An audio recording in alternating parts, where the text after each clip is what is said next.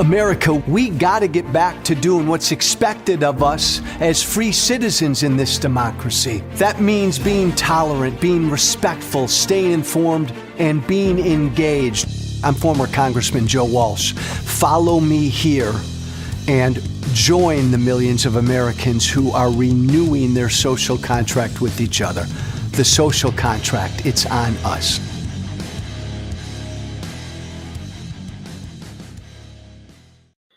Hey, I really think it's on us, as it should be. Hello, everybody, friend or foe listening to me right now. If you, like I this morning, are worried, concerned, frightened for this country that you all love, this country that we all love, if you're hurting this morning, you're in a place of shock because your country is broken. Your country is dangerously divided. We are a country at each other's throats, no matter where you are politically. And there will be plenty of people there are plenty of people right now saying only the left engages in political violence. And there are people who say only the right engages in political violence. I get it. Those people do that kind of stuff all the fucking time. But for every other American right now who cares about this country and actually wants to try to make things better in this country, if you want to help heal the divide in this country, you want to help stop all of this political violence, all of this hate. No matter where you are politically, if that's your intention, then it's going to be up to you and me and the American people to do it. This country right now is off the charts broken. We are off the charts divided. I've said this for so damn long, what I'm about to say. I said this back when I was in Congress 11, 12 years ago, before Donald Trump ever became president. I said this is the most divided this country has been since just before the Civil War. And I've said that repeatedly over the last 10, 11, 12 years. If you're concerned about that, and you worry about that,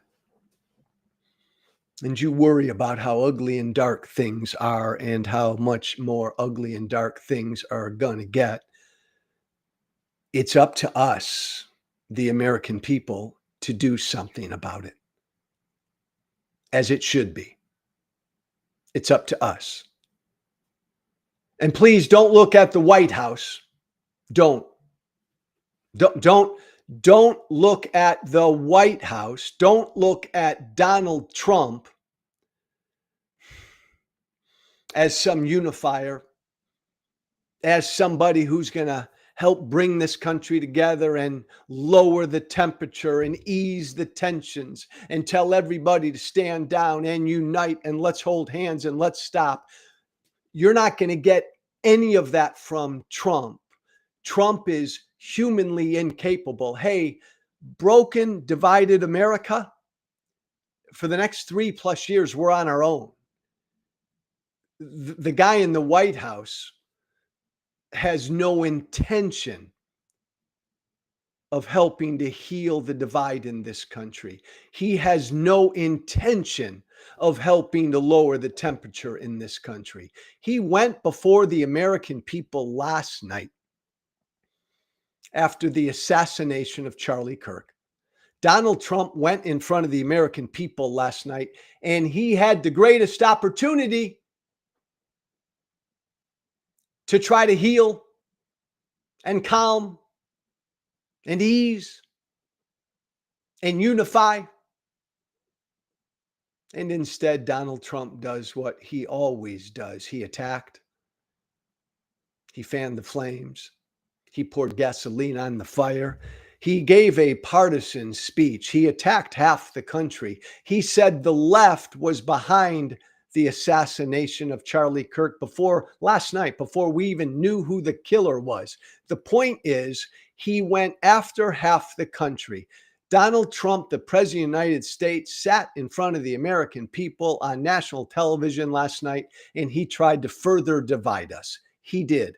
That's who he is. We're on our own for the next 3 years. There will be no help. Again, if you're worried about how broken and divided we are, and you're worried about all the hate, and you're worried about the increased political violence, we're on our own, American people. The guy in the White House doesn't give a fuck about any of this. He will only enhance the divide and inflame the American people more. I worry that most of our political leaders will not step up to the plate and stay stepped up to the plate. And we already have seen the reaction from people on Fox News and big voices on the right last night who have simply said, this is war. We're going to war against the left. So your media voices, your big social influencers on the right, you're not going to get anything from them. They are invested in furthering the divide and fanning the flames. No, this is on us. That's what I've been thinking all day yesterday and today. This is on us. We have to decide, the American people, if we're going to keep this thing together. We have to decide as Americans if we want to continue hating the people we disagree with. We have to decide if we want to do that. The talking heads will try to get us to hate the people we disagree with. Donald Trump will try to get us to hate the people we disagree with. Way too many of our political leaders will do the same. Ultimately, it's our call. Do we want to continue on this road where we hate the people we disagree with, where we believe the people we disagree with are our mortal enemy? We have to decide if we want to stay on that road. It's up to us. And I believe and think and hope, and my plea to the American people, all of us, is that we grow the hell up, is that the American people grow up. I've been thinking that ever since this young man was assassinated yesterday. We, as a people, have to grow up. Many of you may not know this. Charlie Kirk was like a son to me. Let me say that again. 31-year-old Charlie Kirk, who was assassinated yesterday, he was like a son to me. I first met him when he was 16 years old. I was a Tea Party. I just got elected to Congress as a Tea Party congressman. Charlie Kirk lived in or just next to my congressional district. I became his political mentor. I became his political advisor. I helped Charlie Kirk start TPUSA. Served on the board, spoke at all his events. He and I spent so many nights talking about nothing but politics. He was like a son to me. Trump came along, and then obviously Charlie became a big Trumper. I became a never Trumper, and we went our separate ways the last number of years, and we would fight generally respectfully on social media politically, but even throughout all of that, Charlie Kirk was still a son to me. I'm immensely saddened for him and his family. Even when I grew to abhor Charlie Kirk's beliefs, and I did, he was like a son to me. I say that because I want to get at what I mean when I say that all of us have to grow up. Again, we have to grow up if we want to stop the political violence. We've got to grow up. If we want to stop the hate, we've got to grow up.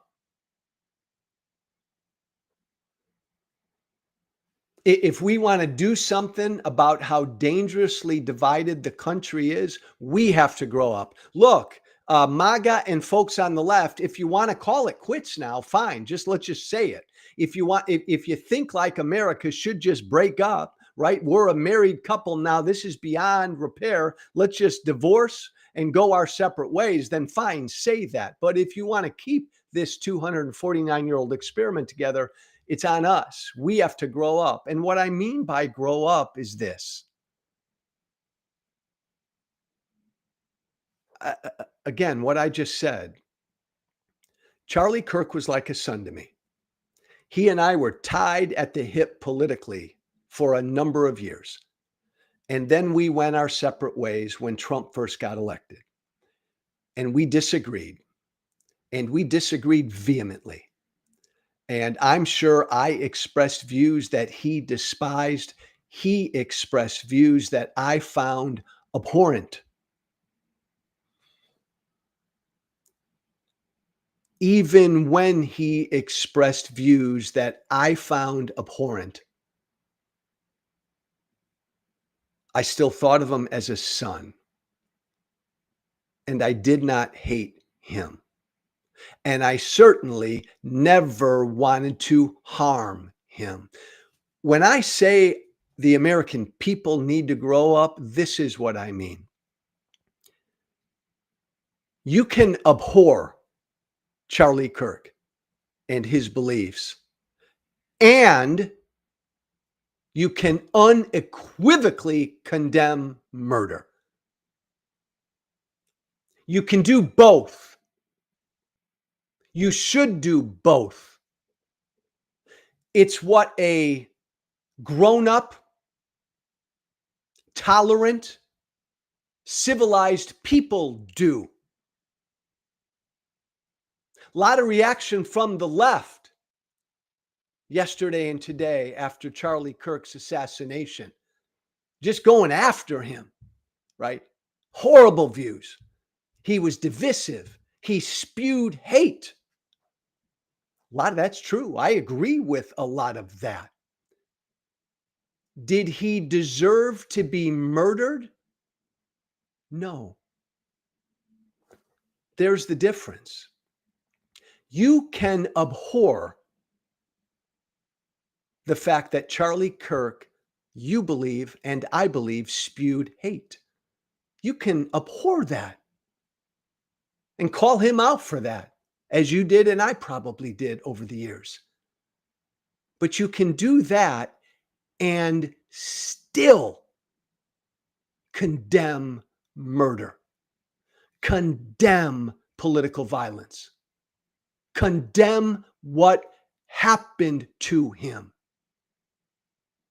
This is what a grown-up people does. I can't stand that guy on the right. I can't stand that lady on the left. I hate their views. They're so wrong. They're bigoted, and they're a danger to this country, and they're mean-spirited. All the rest, you can have all of those beliefs, and that's fine. But that doesn't mean that crazy guy on the right or that messed up gal on the left deserves to be killed. A grown-up people make that distinction. The most responsible responses I heard yesterday were from Democrats and people on the left who said, I abhorred Charlie Kirk and his beliefs. He was divisive. He spewed hate and cruelty and bigotry. I'm not going to back down from that. That's who he was. But my God, he didn't deserve to be killed. My God, it's horrible that he was assassinated. That's a mature, grown-up response. A tolerant people can make that response. A tolerant people can understand and embrace that we live in a pluralistic society where there are people with lifestyles and views and beliefs and thoughts that we don't share. And in this free, pluralistic society, there are people with views and beliefs and lifestyles and thoughts that not only don't we share, we find hateful and abhorrent. But we condemn political violence always.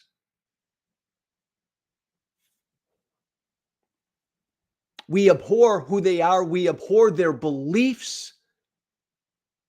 But my God, that doesn't mean we want to see anybody murdered. That's what I mean when I say a grown-up people can understand that you can do both. And look, I've known Charlie a long, long time. I met him when he was 16. He was like a son to me. I'm not going to sugarcoat what I thought he was. I thought he was a provocative, divisive, way too hateful character. But in America, he had a right to be that way. And that doesn't mean I wanted any harm to come to him. And he did not deserve to have any harm come to him. We're at a point in this country now where way too many people can't make that distinction. That person disagrees with me. I hate that person. I want that person destroyed. And that's what we say and shout on social media. I don't like that person. I want that person destroyed. That person's my enemy. I want that person destroyed. I want that person hurt. That's what we do on social media. And then the crazies out there, the nutballs out there, the sick balls out there, and they're out there. Some of them then internalize that, and some of them then act out on that hate, and they engage in acts of political violence. And that's what happened yesterday. And if we don't grow up,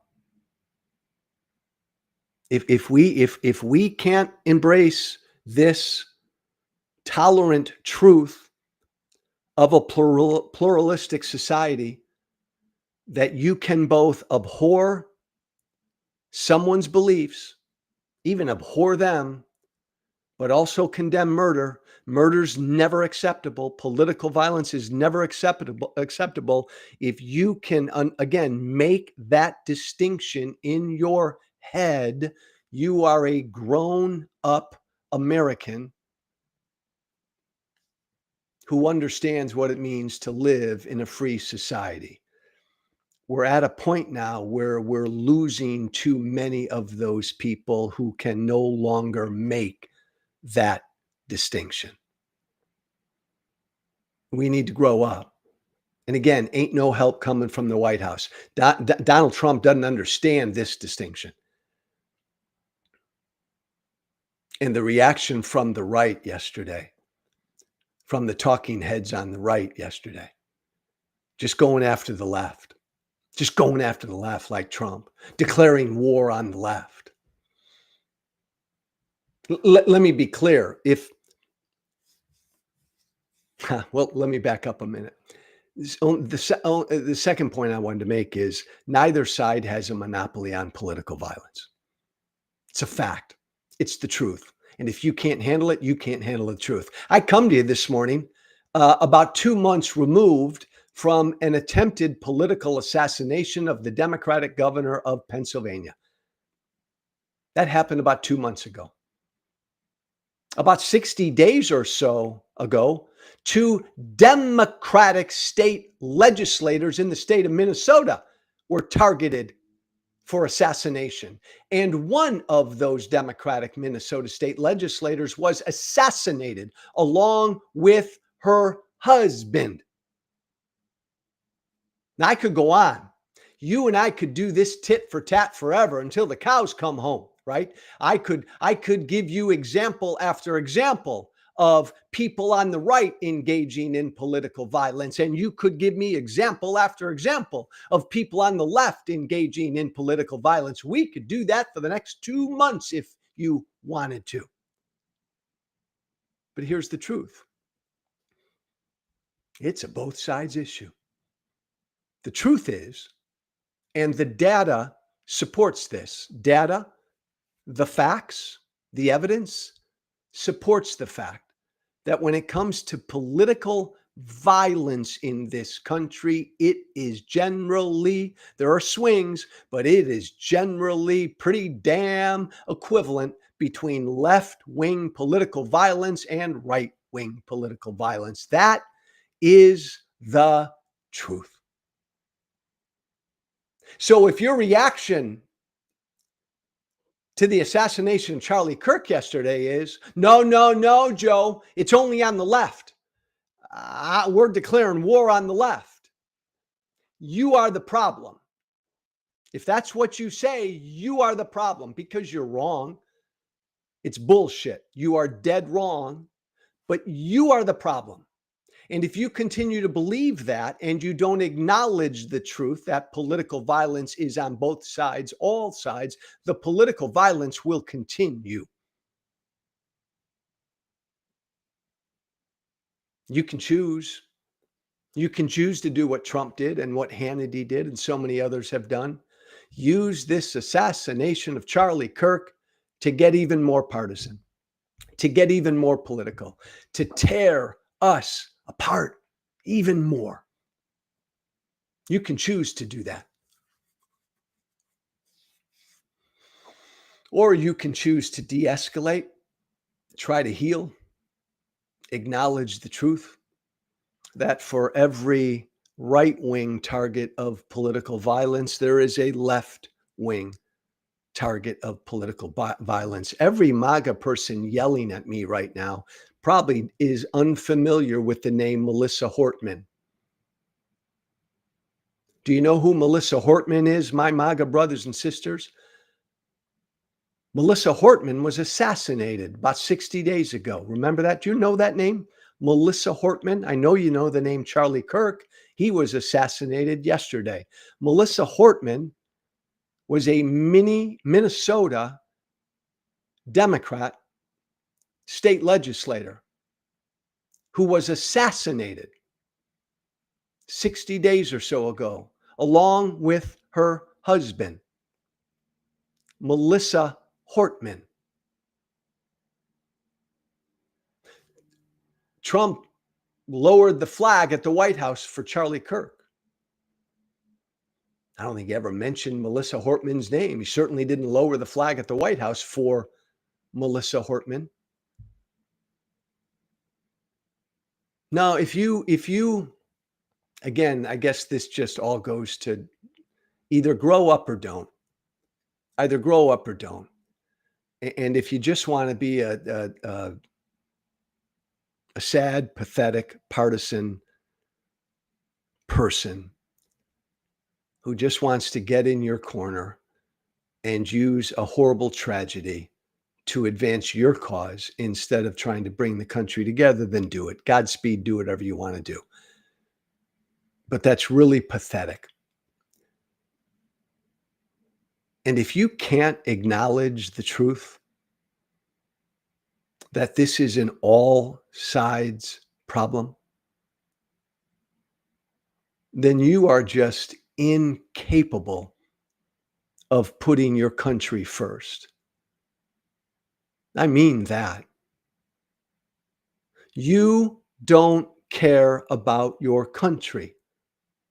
You care more about scoring political points if you just say, Joe, it's only the left.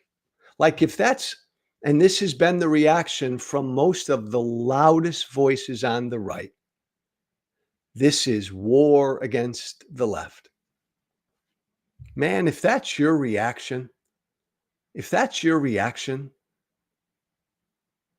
you are the problem.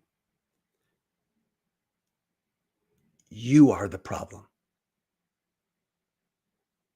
And this will only continue, and this will only get worse. The beauty of this is, again, we get to choose. Forget about our media talking heads. Forget about our social media influencers. Certainly forget about the guy in the White House. He's chosen, and most of them have chosen, to divide and tear this country apart.